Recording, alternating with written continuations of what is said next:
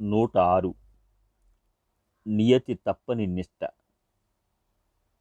7/4/47 నిన్న నిద్రాహార విహార నియతిని గురించి భగవాన్ సెలవిచ్చిందంతా వ్రాశాను.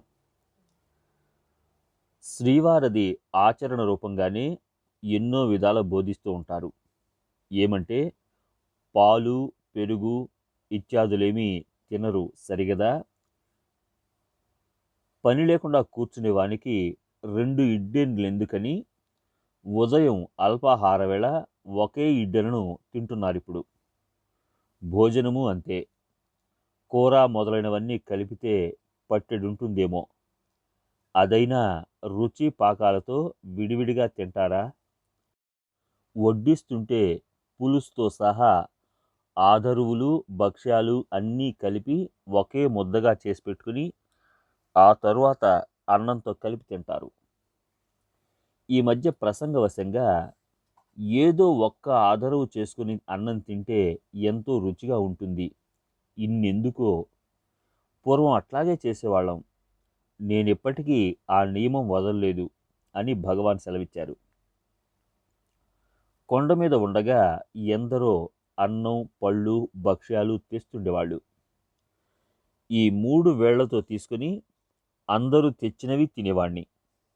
ఎప్పుడు తెస్తే అప్పుడే.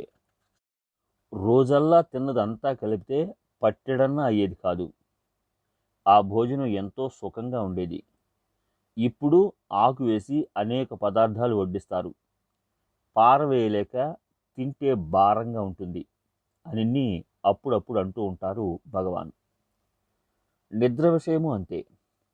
జయంతి మహాపూజ ఇత్యాది ఉత్సవాలు జరిగితే పని అలసట వల్ల విద్యార్థులు బ్రాహ్మీ ముహూర్తంలో వేద పారాయణకు రాకున్నా తాము యథాప్రకారం లేచి కూర్చుంటారు. వారి శరీరమే ఎప్పుడైనా అస్వస్థతగా ఉంటుందనుకో, సేవకులుండి మరి కొంచెం సేపు పడుకోరాదా అంటే, బ్రాహ్మీ ముహూర్తంలో పడకేమిటయ్యా, కావాలంటే మీరు పడుకోండి అంటారట.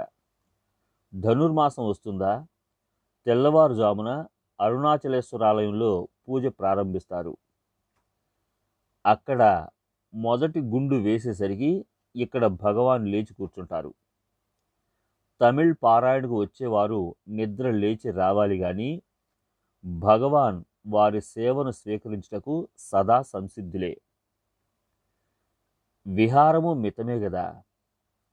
ఈ నియమాలన్నీ సాధకులకే కానీ జ్ఞానులకు అవసరం లేదంటారు గాని వారు లోక సంగ్రహార్థం అన్నీ పాటిస్తారు.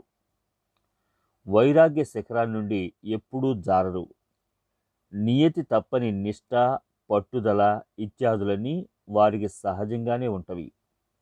వారి చర్యలన్నీ పాఠాలే.